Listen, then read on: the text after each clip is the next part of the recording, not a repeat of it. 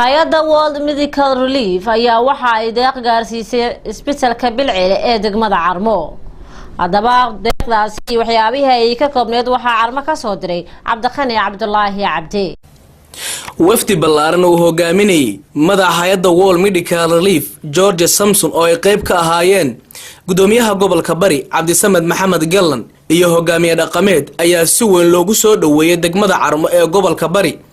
kuwaasoo ka soo ambabaxay magaalada Boosaaso maamulka degmada Carmo dhalinyaro mas'uuliyiin ka tirsan shirkadda Somtel iyo waxgarad oo wafdiga kaga hortagay duleedka magaalada ayaa si habsami leh ugu soo galbiyay gudaha magaalada Carmo dadweyne fara badan oo ka ruuxay calanka dawladda Mareykanka dawladda Soomaaliya iyo Puntland ayaa ka qayb qaatay soo dhaweynta wafdiga loogu sameeyay degmada Carmo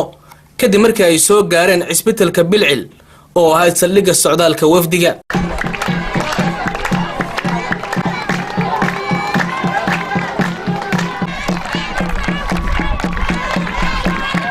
isbitaalka Bilcile oo noqonaya isbitaalkii ugu horeeyay ee laga hirgelinayo degmada Carmo lana bilaabay horaantii sanadkan ayaa madaxa hay'adda World Medical Relief George Samson uu ku wareejiyay qalab casri ah iyo dawooyin kuwaas oo loogu talagalay in isbitaalkaasi uu ku shaqeeyo gudoomiyaha degmada Carmo injineer Ibrahim Shire Maxamed oo ka hadlay xaflad kooban oo ay deeqda isbitaalkaasi kula wareegayeen maamulka isbitaalka Carmo ayaa sheegay in maamulka iyo dadweynaha degmada ay ka go'an tahay inay wax ka qabtaan arrimaha bulshada waxaan marka hore salaamayaa wafdiga ballaaran ee noo ka yimid America ay hogaaminayaan Dr. Saalax Xaaji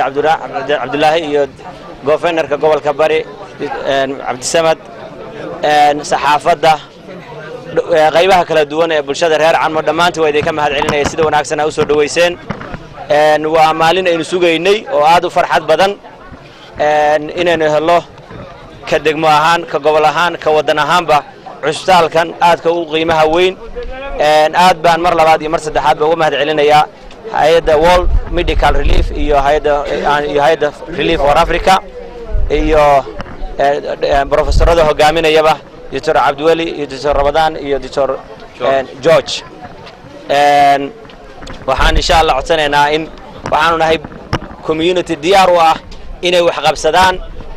oo hadda sanadkii la soo dhaafay ilaa imika qabsaday ilaa 8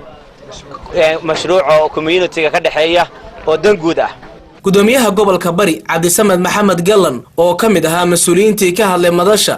ayaa sheegay inay rajeynayaan in isbitaalku uu daboolo baahiyaha caafimaad ee dadweynaha kaliya waxaan soo jeedinaynaa isbitaalka oo noqon doona isbitaal u dhaxeeya deegaanada Puntland iyo Soomaaliya oo dhan u dhaxeeya in dadka iman doona isbitaalku meel kale fog bay ka iman doonaan in la soo dhaweeyo waji furan lagu soo dhaweeyo la caawiyo dadka wax la qabto isbitaalku wuxuu noqon doonaa meel fara badan oo aad u fog looga yimaado oo referral hospital ah soo marka waxaanu leenahay oo aanu soo jeedinaynaa dhaqankii wanaagsanaa iyo sooriyadii reer Carmo looga bartay in mar walba la idinku yimaado oo dadka isbitaalka iman doona ama ha noqdeen kuwa ka shaqeyn doona ama ha noqdeen kuwa isbitaalka u iman doona dawo u iman doona in la soo dhaweeyo dawladda Mareykanka iyo dadweynaheeda ayaa loo soo jeediyay hambalyo iyo bogaadin sida uu xafladda ka sheegay Sultan Cabdullaahi Sultan Jeenacad oo kamid ah simada Puntland aad iyo aad baanu hay'adaha iyo shacbiga Mareykanka iyo xukuumadda Mareykanka iyo dadka aad ka soo jeedaan iyo komunitiyada ka qayb qaatay aad baan ugu mahad celinaynaa oo ku hadlaya waxgaradka iyo aqoonyahanka iyo simada waxa sheegid mudan in madaxda hay'adda World Medical Relief ay ballan qaadeen inay sii wadi doonaan qorshayaasha ay ku caawinayaan dadweynaha Puntland intii munaasabadu ay socotay waxa goobta ka hadlay nabadoono haween iyo dhalinyaro kuwaas oo sheegay inay maqsuud ka yihiin deeqda dawladda Mareykanku ay siisay isbitaalka Bilcile ee degmada Carmo isbitaalka Bilcile ayaa noqonaya isbitaalkii ugu horeeyay ee laga hirgeliyo degmada Carmo waxaana la filayaa inuu wax ka qabto baahiyaha caafimaad ee ka jira degmada Carmo iyo guud ahaan Puntland kadib marka la soo afmeero si kastaba ha ahaatee marka laga tago deeqaha caalamiga doorka aqoonyahanka maamulka iyo dadweynuhu ay ku horumarinayaan adeegyada bulsho haddana waxaan firfircoonayn kaalinta qurba joogta Puntland